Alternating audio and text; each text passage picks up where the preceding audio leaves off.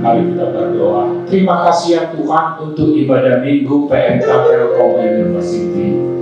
Biarlah melalui ibadah ini Tuhan hadir agar kami bertumbuh sehati sepikir, berjalan bersama Kristus, Tuhan Juru Selamat kami yang hidup. Amin. Ya, silakan duduk. Ya. Ya, jadi kita akan masuk dengan tema talent magnet, ya, talent magnet. Nah, dengan nas pembimbing itu tadi yang kita bicara dalam ibadah, ada perumpamaan tentang talenta.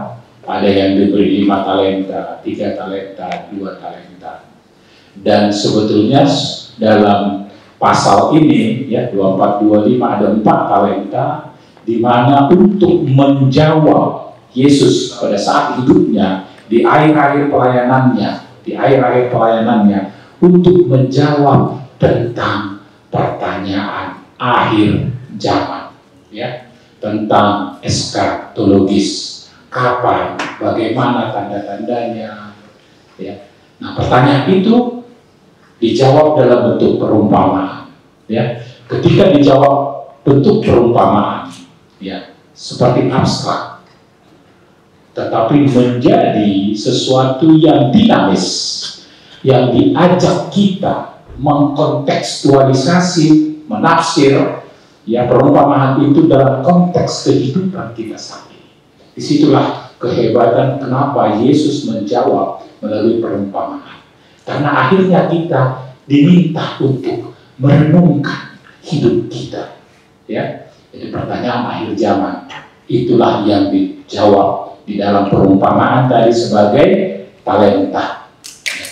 Nah, secara khusus ketika kita diizinkan bertalenta, Tuhan mengajak kita menjadi kawan sekerja Allah, bangunan Allah, rekan Allah, ketika Dia mau membangun kerajaannya di dunia ini.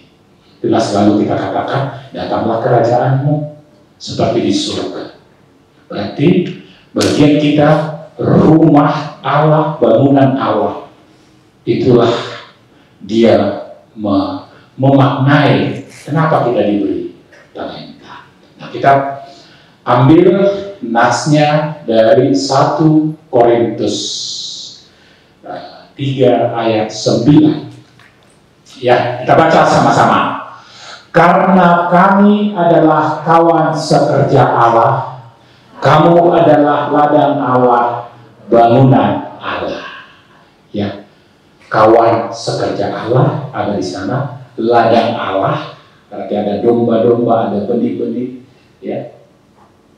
Bangunan Allah, berarti ada bangunan, ada ya seperti bangunan, ada landasannya, ada pilarnya, ada atapnya. Nah, wah, talent magnet itu penting. Ya. Terakhir ini kita diperhadapkan dengan tagar Indonesia gelap, next. Ya. Indonesia gelap. Ya. Saya melihat ini sebagai latar belakang untuk menjawab bahwa anak Tuhan melihat dunia ini seperti Amsal 23 ayat 18 yang mengatakan bahwa ya masa depan sungguh ada, pengharapan ada, masa depan sungguh ada, pengharapan ada. Indonesia emas 2045, 20 tahun lagi. Pada saat ini sekarang berumur 20 tahun, 40 tahun, puncak karir. Kalau sekarang kita mengatakan Indonesia Allah, mungkin Tuhan akan kecewa. Tuhan akan kecewa melihat anak-anaknya ketika tidak berpengharapan. Dia akan kecewa. Ya. Jadi, tolong dilihat, tolong direfleksikan. 5 tahun lagi saya jadi apa? Apakah seperti yang pendemo itu mengatakan gelap? Pada saat itu mungkin ya rata-rata di sini tamat 22 tahun, 21, 22, 23. Berarti 25 tahun itu 2-3 tahun sudah menyelesaikan studi. Apakah masih gelap? Nah, itu pertanyaan yang harus kita jawab. Kenapa talenta menjadi penting? Pertama, apakah menjadi beban masih terhadap orang tua? Itu harus dijawab sekarang. 10 tahun lagi, pada usia 30 tahun, apakah masih gelap melihat Indonesia ini? Apakah sudah dapat kerjaan? Apakah sudah dapat jodoh? Apakah kita melihat kehidupan? Atau justru kita melihat kematian? Gelap Indonesia ini. 15-20 tahun lagi, ya, Indonesia emas, ya, di mana orang umur produktif lebih banyak 63%. Apakah kita bagian 63% atau bagian 37% yang melihat Indonesia ini gelap?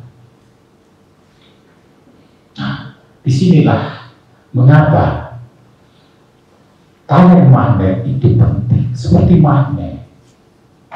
Ya, orang yang bertalenta akan ada yang datang ke dia. Orang yang talent magnet akan bisa memberdayakan banyak orang. Ya. Oke, lanjut. Jadi mari kita mempersiapkan diri agar kita menjadi anak Tuhan yang dipercaya memberi talenta dalam perumpamaan tadi. 5 talenta. Seperti apa talenta itu? Ya, seperti apa? Ya, next. Talenta dalam arti, kita harus tahu. Talenta dalam arti yang sering dikhotbahkan itu apa? Karunia. Secara kualitatif, karunia. Ada orang karunia menyembuhkan, ada orang karunia penyembahan, ada karunia bahasa roh, ada karunia bermusik, ya, ada karunia macam-macam. Kebanyakan ditafsir sebagai karunia, ya, sebagai karunia. Talenta dalam arti, ya, next slide. Tapi kita mau melihat teks tadi, ada kata uang di situ. Ada kata uang tadi di situ. Berarti investor yang datang itu, dia memberikan, bungakan uangmu itu. Berarti talent dalam arti kualitatif oke. Tetapi ada yang real di teks tadi. Talenta dia berikan, nanti akan datang, dia tagih uangnya. Nah, jadi kita melihat dulu secara kuantitatif, ya, ukuran berat, ya, 30 kilogram emas atau perak, tapi mungkin agak susah kita melihat. Tapi yang pasti, ada suatu ketika dalam perumpamaan Yesus, dia memberi satu koin dirham atau katakanlah dinar untuk upah pekerja, ya, untuk upah pekerja.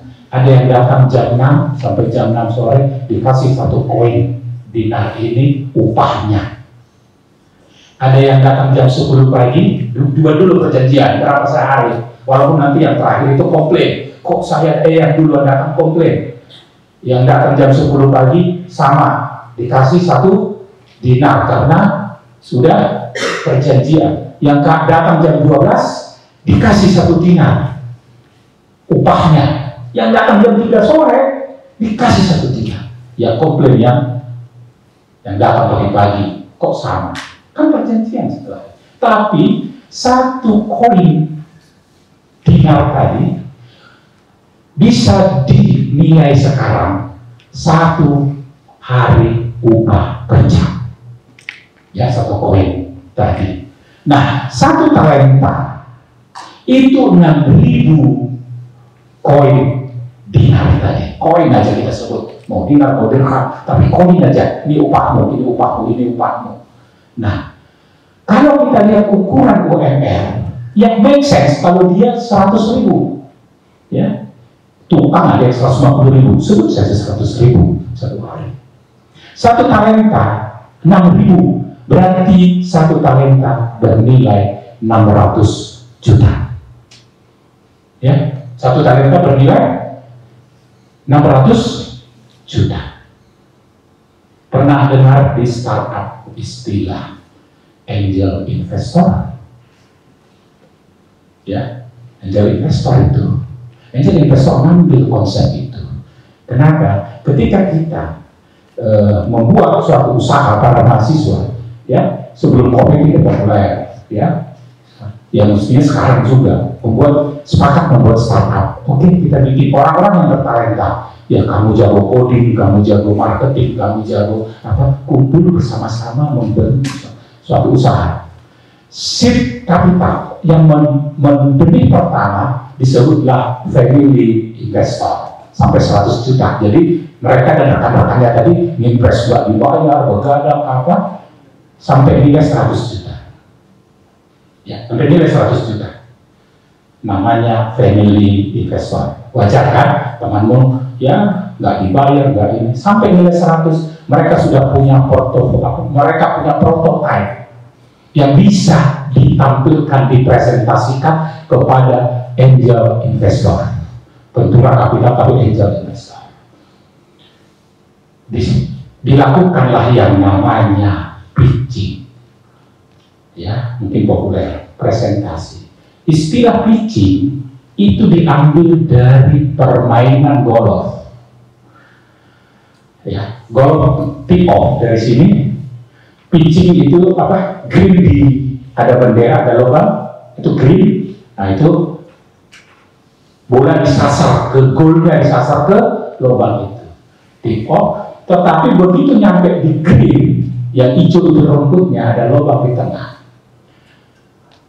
Ya, sticknya disebut pitching, sticknya, pemukulnya disebut pitching. Ya, pitching itu namanya. Jarang langsung masuk ke lubangnya, tapi dua pukulan. Pukulan pertama mendekati ke lubangnya, baru pukulan kedua masuk ke lubangnya. Nah, ketika si startup tadi ketemu angel investor, melihat bahwa proposalnya dipresentasikan paling tinggi 2 kali presentasinya.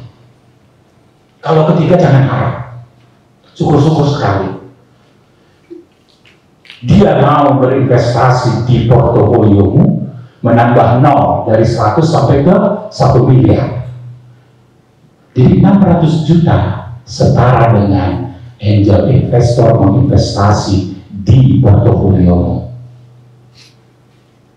Ya, nggak pernah dengar nih khotbahnya, saya juga baru dapat ilham.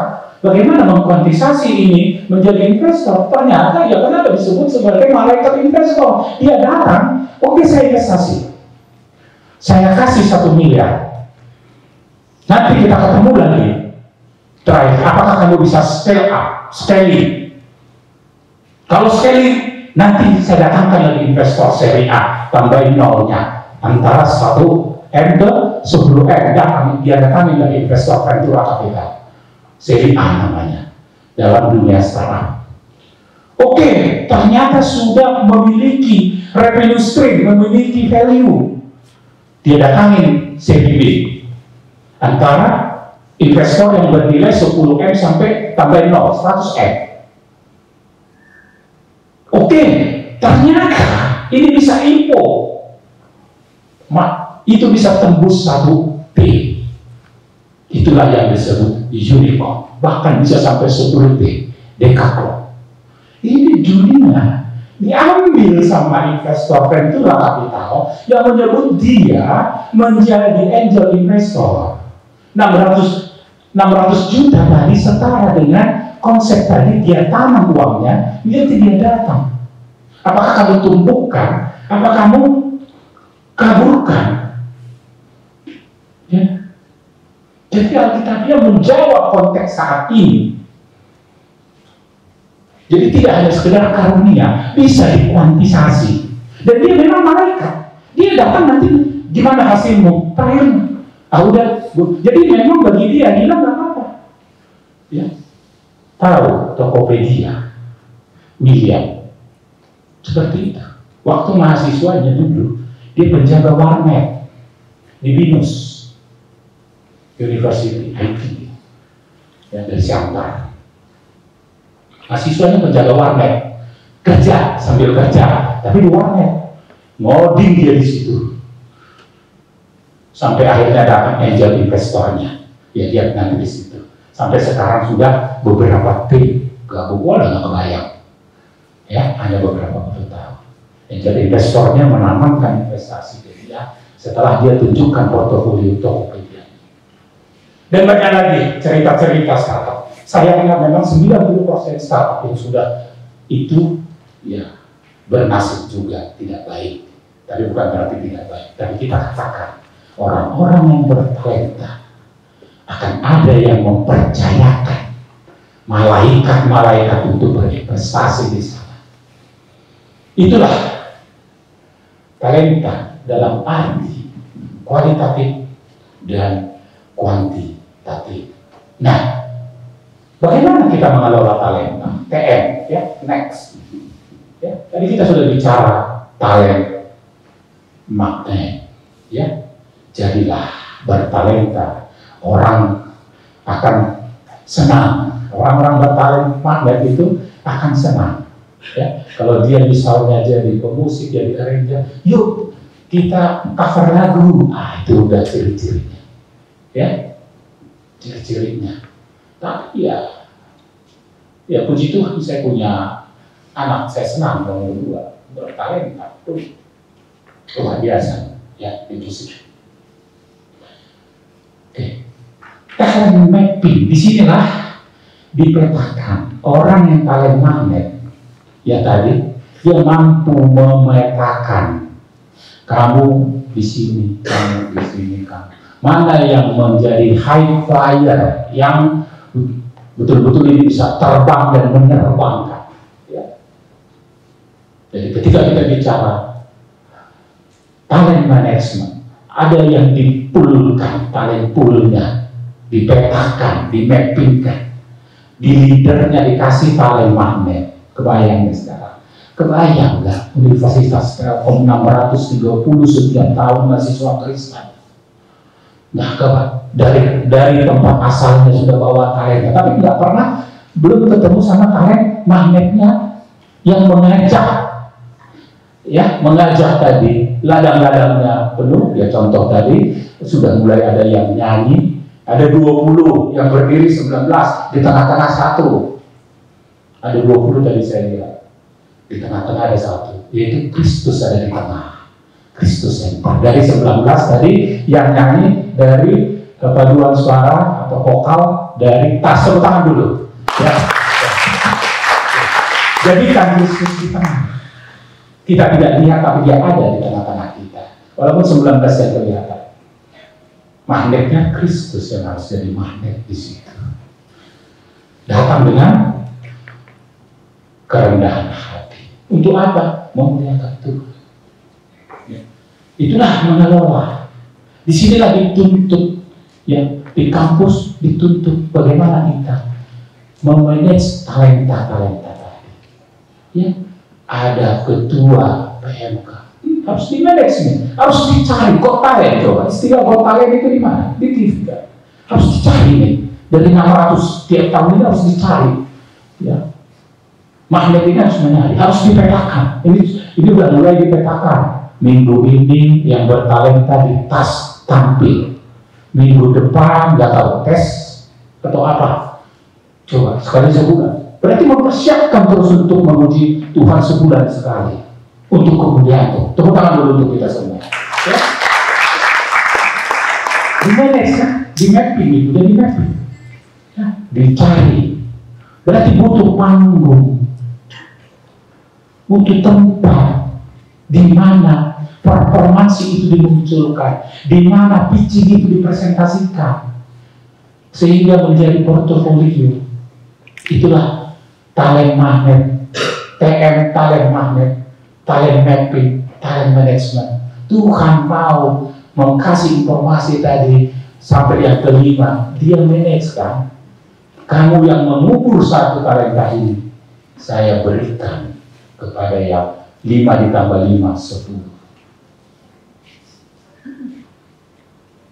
Nah, selanjutnya kita sudah paham betul mengapa talent magnet, mengapa talent mapping, mengapa talent management dikasih karunia. Jadi kalau kampus ini tempat untuk belajar di luar kompetensi kita, leadership di sini diajar, sungguh untuk kemuliaan Tuhan.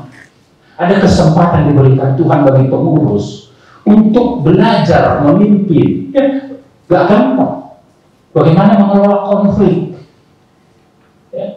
Bagaimana mengelola konflik? Bagaimana tadi? Jadi begitu sudah dikumpulkan orang bertalenta, potensi konflik tinggi, karena keakuannya tinggi, mau eksistensinya tinggi. Nah, di sini ada kepemimpinan yang harus dilatih. Bersyukur orang yang mau terpanggil melayani, mau terpanggil memimpin, Tuhan akan tambahkan talenta-talenta lain kepadanya. Disitulah kesempatan Tuhan percaya kepada perkara-perkara kecil. Orang yang setia dalam perkara-perkara kecil, maka Tuhan akan tambahkan perkara-perkara yang besar. Next, kita bicara untuk apa kita dikasih talenta. Untuk, tadi kita bicara 1 Korintus 3 ayat 9. Ya, kita ladangnya Tuhan, kita bangunan Tuhan. Ya, jadi 1 Korintus 3 ayat 9, kita ladangnya Tuhan, kita bangunan Tuhan. Nah, sebagai bangunan Tuhan, ya, Tuhan mau Kristus sebagai pusat. Ya, kalau dia bangunan, ada fondasi kan? Kalau dibangun lantai 2, lantai 3, sama fondasinya? Tidak. Ya, nggak sama kan? Besinya nggak sama. Nah, kita mau nggak ada bangunan-bangunan lain? Kristus harus menjadi landasan. Kristus harus menjadi landasan. Ya, itu tertulis dari Kristus menjadi landasannya. Persekutuan kita itu harus Kristus menjadi landasannya. Nah, Tuhan mau kita membangun karakter kita dan kompetensi kita. Jelas, aku tinggalkan karakterku, jadilah seperti aku. Menjadi serupa dengan Kristus. Karakter Kristus. Tapi di mana karakter itu dibangun bertumbuh? Di mana ladangnya? Gak bisa dipungkiri, keluarga adalah tempat pertumbuhan yang pertama dari kecil. Ya, karakter itu pertama dari keluarga. Agar apa? Ya kan pertumbuhan sehati, sepikir, seperti lagu tadi, sejalan, sepaham, mulai dari lingkungan keluarga. Kemudian lingkungan komunitas. Ya, ini komunitas kerajaan Allah. Gereja komunitas kerajaan Allah. Komunitas kerajaan Allah ketika Kristus menjadi landasannya, menjadi landasan dari bangunan itu. Ya, kalau bukan Kristus jadi landasannya, bukan komunitas kerajaan Allah. Komunitas kerajaan Allah ya ada di sini, ya ada di gereja, ada di rumah. Yang membangun karakter serupa dengan Kristus. Maka kita dipercaya membangun kompetensi kita di kampus. Nah, bagaimana kampus juga menjadi komunitas orang percaya berdiri sana, sehingga kita dapat orang yang punya akal budi, yang memiliki kemampuan. Karena apa? Tadi di talenta itu, dia ada yang dikasih 5, ada yang dikasih 2, ada yang dikasih 1. Apa dasarnya? Kemampuan. Teks mengatakan begitu. Kalau masih ingat tadi teksnya, Yes, si investor. Yesus dalam perumpamaannya memberi kelima, ada yang kedua, ada yang ke-1, atas dasar kemampuan. Ya, populer kemampuan itu adalah kompetensi, mampunya apa. Sehingga harus bisa dijawab. Saya di kampus ini harus berkarakter, punya kompetensi.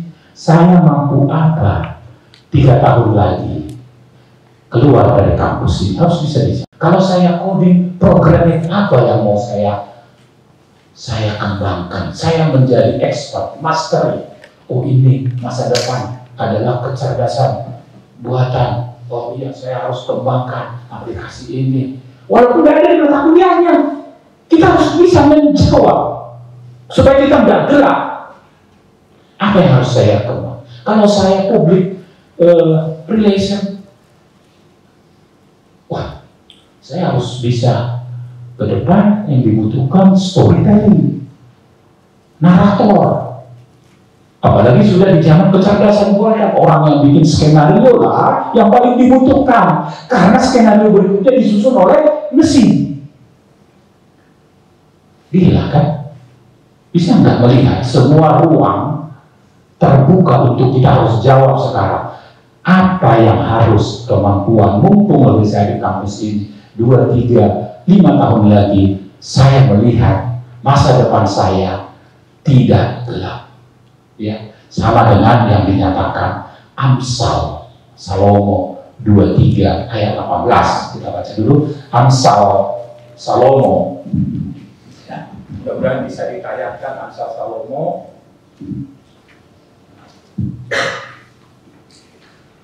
Amsal. Lebih cepat di handphone ya. Amsal 23 ayat 18. Ya. Amsal, kebiasaan pakai handphone ini jadinya ya. Karena masa depan sungguh ada dan harapanmu tidak akan hilang. Inilah menjawab, mengcounter Indonesia gelap dengan talenta-talenta yang harus dibangun. Kita harus bisa meyakini ini firman Tuhan. Ya, Salomo 1000 tahun sebelum Masehi. Ya, firman Tuhan hadir melalui Salomo yang mengatakan, karena masa depan sungguh ada, bukan gelap, dan harapanmu tidak akan hilang. Kita harus jawab sekarang. Dengan apa? Bangun portofoliomu, bangun talentamu. Jangan nunggu besok. Kesempatan dibuka, ruang terbuka. Kita bisa berkomunitas. Kita bisa, luar biasa. Akses untuk kita bertalenta itu sangat luar biasa. Informasi untuk bisa kita akses, kita bertalenta apa aja sekarang tidak lagi menjadi kendala. Ya. Nah, lanjut berikutnya kita akan melihat ketika kita sudah diberikan kemampuan bertalenta itu, bagaimana? Ya, bagaimana? Ya, ini next. Bagaimana kita mempersiapkan diri? Ya, ini salah satu di mempersiapkan diri. Ini yang penting dalam bangunan Allah tadi itu, kita harus persiapkan diri. Kita harus menjawab 2-3 tahun lagi talenta apa yang mau saya kembangkan sekarang di kampus ini. 5 tahun lagi saya talenta apa yang bisa ya saya kembangkan ya. Next. Nah, ini kita butuh menjadi kawan, sekawan, ya kan? Tadi 1 Korintus 3 ayat 9, kawan sekerja Allah. Berarti kita harus bisa melihat tadi, ini adalah bangunan Allah, rancangan Allah. Kita harus sekawan. Para yang di ladang tadi ada domba disebut sekawan, sekawanan domba, kawanan domba. kita hidup, talent magnet hidup di antara kawanan domba, ya, yang mau ikut menikmati kerajaan Allah. Gak semua yang terpanggil, terpilih, ya, tetapi yang hadir pun perlu, kursi ini juga perlu isi, karena mereka adalah ladang, ini adalah ladang Tuhan, kawanan domba. Berarti kita harus menjadi magnet mengisi ini agar Tuhan percaya kepada kita. Itu arti setia. Setia adalah perkara kecil, ya, nggak usah jauh-jauh targetnya. Kita kawanan domba yang ada di kampus ini mengisi tempat ini sederhana. Setia, nggak usah satu, mencari temannya satu. Ini ada 150, ya, udah hampir penuh, 300, ini 350. Satu aja bawa domba yang ada di sini ini. Satu orang aja bawa temannya masing-masing komik. Ini adalah kawanan. Ini ladang, ladang Tuhan tadi. Teksnya mengatakan begitu. Ketika kita bicara, kawan sekerja Allah. Nggak tanggung jawab, nggak ada pengurus yang punya tanggung jawab. Domba punya tanggung jawab. Karena konsep talent magnet itu multiplier, melipat gandakan dirinya sebagai domba. Yuk, kita daripada kamu tidur aja, kalau saya beribadah di gereja, silakan cari orang yang memang tidur. Itu aja carinya, satu lawan satu. Udah, kita bagian dari kawan sekerjaan. Jangan berpikir, wah saya nggak punya talenta. Tidak. Ya, coba terpanggil tidak, ya, yang bukan pengurus, membawa temannya, mengisi ladang Tuhan. Setia, S-nya itu setia. Kita setia melihat ini bangunan Allah. Ya, nah, ya, jadi jelas ya, yang domba ini kawanan domba bawa satu temannya minggu depan, itu setia. Ya, masalah yang penting setia itu apa? Saya berjanji kepada Kristus sebagai sentral, sebagai pusat, sebagai pengelola. Ya, karena dia adalah milik. Ini semua milik, bukan milik kita, bukan milik PK, bukan milik ketua, bukan milik budaya, bukan. Ini milik Tuhan. Bukan ada pemilik di sini. Apalagi pengurus kalau dapat 2 ganti setahun. Ya, jadi pemilik bangunan ini, pemilik ladang ini jelas siapa. Nah, kita setia, berarti nggak usah berjanji ke temannya, berjanji kepada pemilik, karena talenta diberikan ke pemilik. Ya Tuhan, saya sebagai kawanan domba di sini bukan pengurus, saya berjanji mengajak teman sekosan saya yang tidur tidak beribadah di hari Sabat, di hari yang Engkau khususkan. Itu aja janjinya. Janji ini perjanjian kesetiaan kepada pemilik tadi. Gak usah tanya temannya, gak usah. Tetapi coba renungkan sekarang perjanjian kesetiaanmu. Karena Allah memilih orang-orang yang setia. Makanya sekawanan itu didandasi oleh setia sampai akhir. Dan jangan lupa, Kristus menjadi sentralnya, pusatnya. Ya. Jadi bangunan di mana landasannya itu Kristus. Kalau ada penyembahan itu untuk kemuliaan Tuhan. Kalau ada asar yang menyambut itu untuk kemuliaan Tuhan, karena Kristus menjadi sentral. Kalau ada yang logistik, mulai dari kemarin capek katanya, tapi ya inilah saya senang. Nah, ya ada logistik. Pagi-pagi udah datang dia ngantar aku apa. Inilah pelayananmu. Jadi semua punya bagian, ya. Karena kitab Korintus itu memang penuh dengan friksi orang-orang yang bertalenta. Ada yang ngaku Apolos, itu ada magnet. Apolos ada magnetnya, narik, ya, narik. Ini narik. Magnet kan? Golongan Apolos, golongan Barnabas, karena magnet. Dan itu menjadi favoritisme, itu bahaya ketika bukan Kristus sebagai sentralnya. Ya, Kristus harus menjadi sentral. 1 Korintus 3 ayat 11 ya, kita eksposisi Korintus ini ya.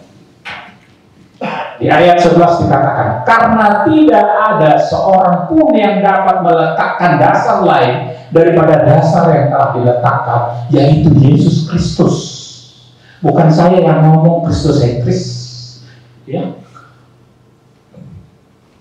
Yesus melalui Paulus mengatakan, bangun bangunan kerajaan Allah.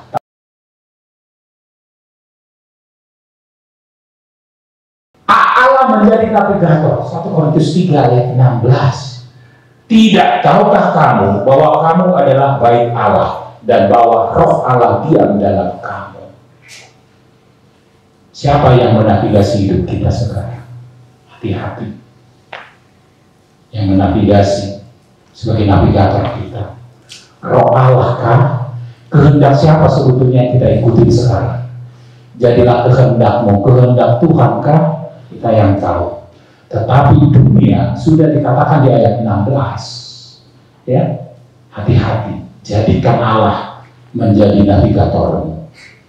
Di sekawan A-nya Allah menjadi navigator, W-nya waspada ilah-ilah dunia ini yang mencuri perhatian kita ya. Ayat 3 dari 1 Korintus 3 ini tadi, karena kamu masih manusia duniawi. Sebab jika di antara kamu ada iri hati dan perselisihan, bukankah hal itu menunjukkan bahwa kamu manusia duniawi dan bahwa kamu hidup secara manusiawi? Sudah diingatkan, kita memang masih ada di sini. Tetapi ilah-ilah lain yang menghilangkan perhatian kita, ya, yang menghilangkan perhatian kita. Sungguh kita bertanya, kok saya nggak saat teduh lagi ya? Waktu SMA saya saat teduh, begitu saya merantau kok nggak saat teduh lagi? Coba direnungkan lagi. Kehendak siapa sih yang saya ikuti sekarang? Apakah kedagingan saya, manusiawi saya? Kenapa sih, apa sih yang saya scroll terus scroll? Yang mana sih saya isi, saya tonton sekarang? Saya bisa habiskan ini, ya, renungkan itu. Sekawan api. 1 Korintus 3 ayat 13. Demikian firman. Sekali kala pekerjaan masing-masing orang akan nampak, karena hati Tuhan akan menyatakan, sebab Dia akan nampak dengan api, dan bagaimana pekerjaan masing-masing orang akan diuji oleh api. Api Tuhan, api pencucian akan diuji. Apakah kita seperti membakar perak, kita bisa bercermin, wajah kita ada di situ, wajah Kristus ada di situ, karena kita dicipta segambar dengan Kristus. Maka orang-orang yang sekawan dengan Kristus akan mencerminkan wajahnya. Karena apa? Ada ujian penyucian, api penyucian membersihkan karakter-karakter kita yang dimana Kristus tidak suka. Manusiawi kita, karakter kemanusiaan kita, kedagingan kita, perlahan-lahan dia akan kikis. Api penyucian di ayat dari 13. Networking.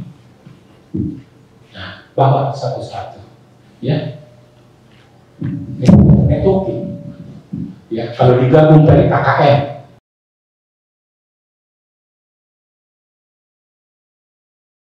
Karena kita bangun networking. Dalam kitab ini, ya, Paulus pun dalam catatannya setidaknya ada 16 kali yang menyebut teman-temannya, ya, di Paulus sepelayanannya sebagai kawan sekerja. Mereka terdiri dari Priscilla, Aquila yang ditulis dalam Roma 16 ayat 3, Urbanus yang ditulis dalam Roma 16 ayat 9, Timoteus yang ditulisnya dalam Roma 16 ayat 21, Apolos yang ditulisnya dalam 1 Korintus 3 ayat 9, Epaphroditus yang ditulisnya dalam 2 Filipi 2 ayat 25, Sunsukos, Clemens, Eudia, Sintika ditulis dalam Filipi 4 ayat 2 sampai 3, Filemon ditulis dalam Filemon 1 ayat 1, Markus, Aristarchus, Demas, Lukas, ya, Titus dalam 2 Korintus 23, Aristarchus, Markus, Barnabas, Yesus yang disebut Justus.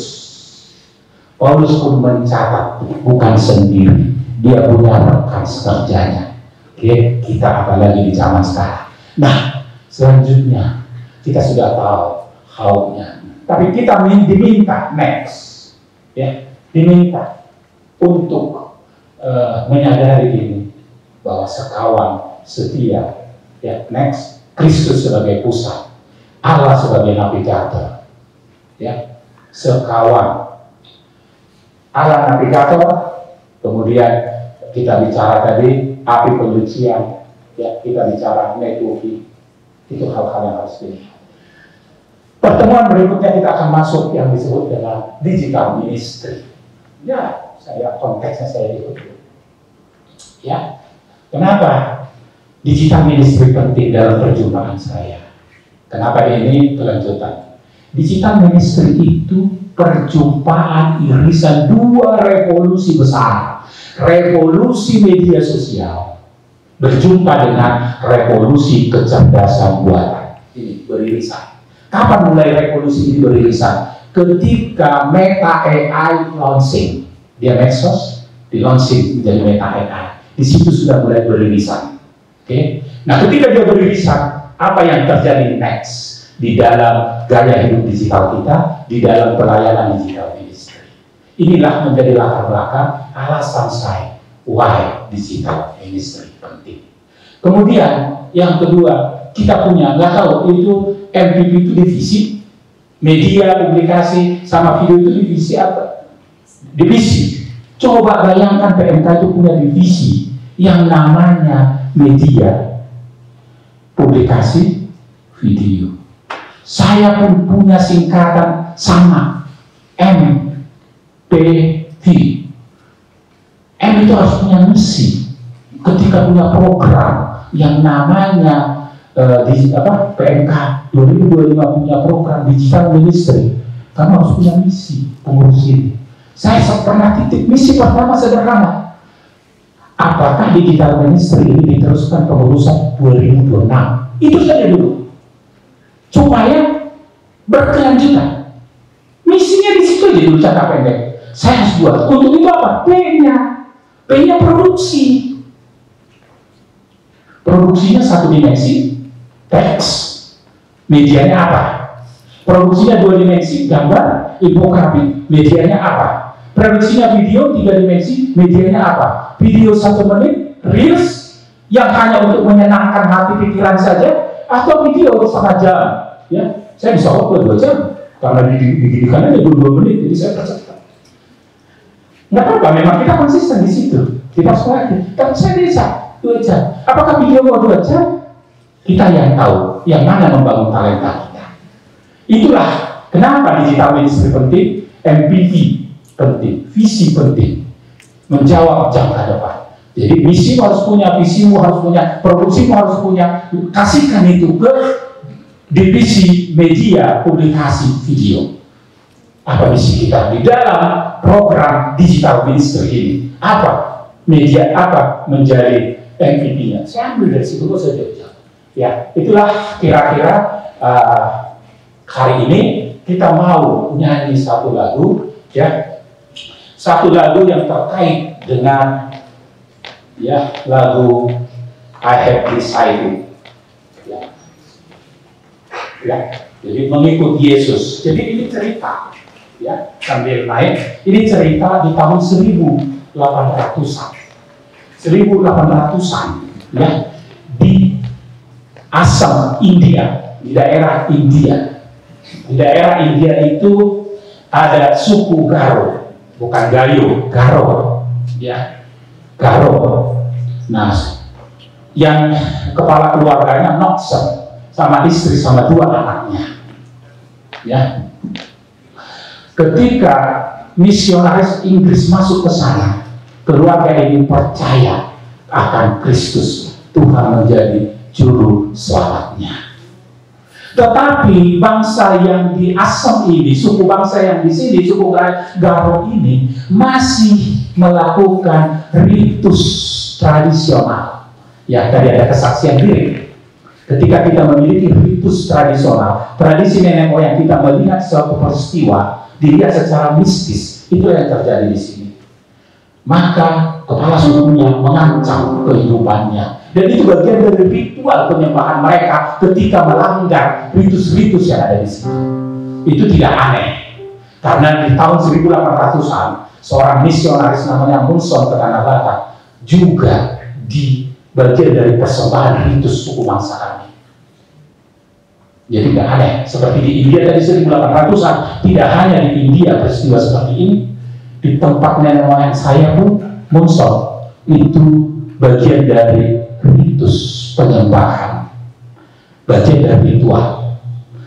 Wah, si Dokter Mata katanya, mata putih itu adalah musuh, itu adalah bisa dimasukkan dalam ritus. Ini masuk ke suku Garo ini.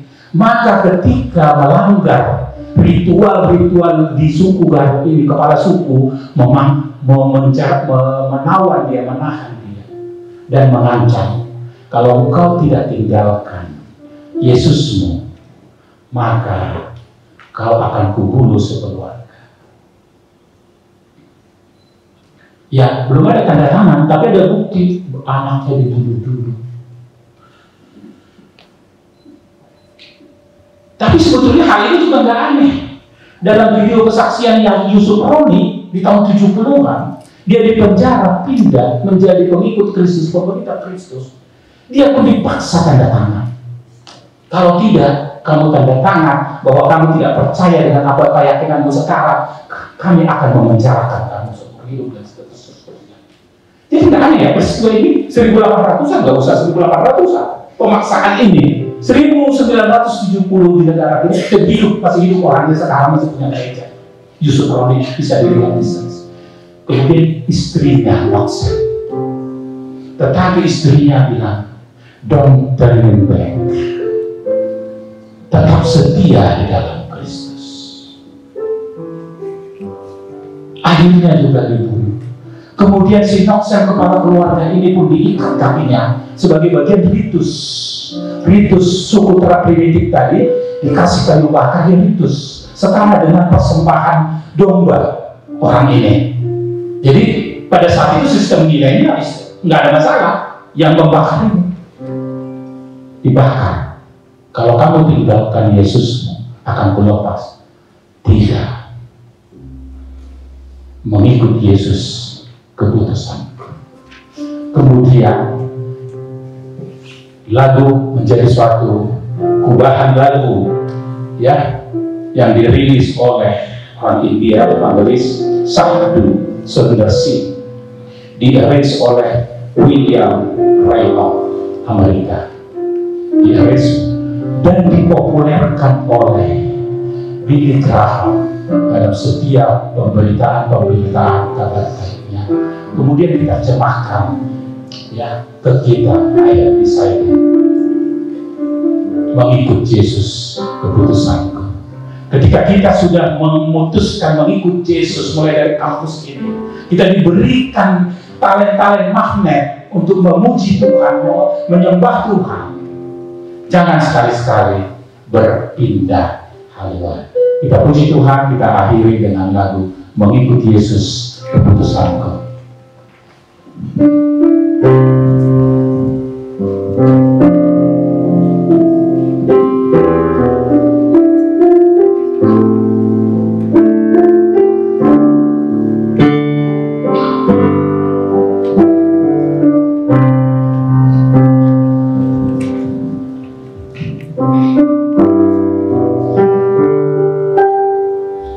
Mengikut Yesus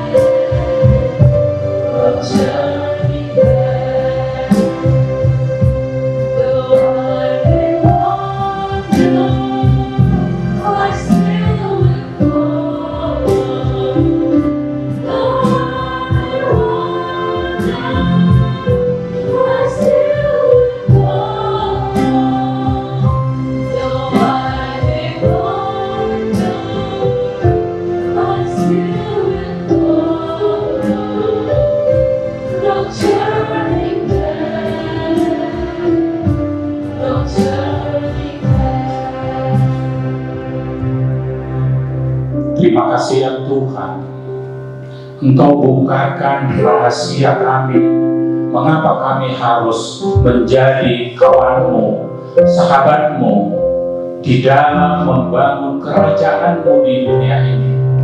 Engkau panggil kami. Mungkin kami masih kawanan domba, tapi kami kawanan domba juga terpanggil untuk membawa rekan kami untuk sama-sama hadir daripada tidur di kamar kosannya ya Tuhan.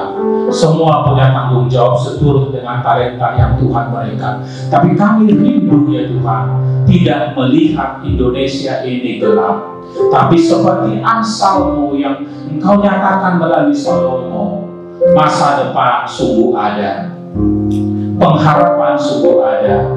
Inilah keyakinan kami ya Tuhan. Kami pegang janji-Mu ketika kami di kampus ini membangun kompetensi kami, membangun karakter kami ya Tuhan, sehingga kapanpun orang akan melihat wajah Kristus ada pada kami, pada anak kami ini, pada pengurus, pada pelayan, semua anak-anak Tuhan. Untuk itu Tuhan, kami mengucap syukur Engkau hadirkan juga Bunda Eka mendampingi anak-anak ini untuk menguatkan imannya, menjadikan Kristus menjadi landasan hidupnya, landasan komunitasnya Tuhan. Biarlah tangan Tuhan yang campur tangan, sehingga apapun yang menjadi tekanan kepada kami kelak di kemudian hari, kami mampu mengatakan, aku tetap setia mengikut Kristus.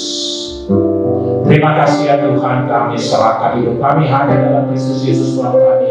Amin.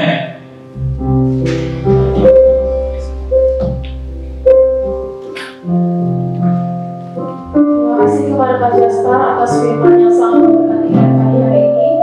Sebentar kita akan mengumpulkan persembahan. Kepada yang bertugas untuk mengumpulkan persembahan, dipersilakan. Sambil kita mengumpulkan persembahan, kita akan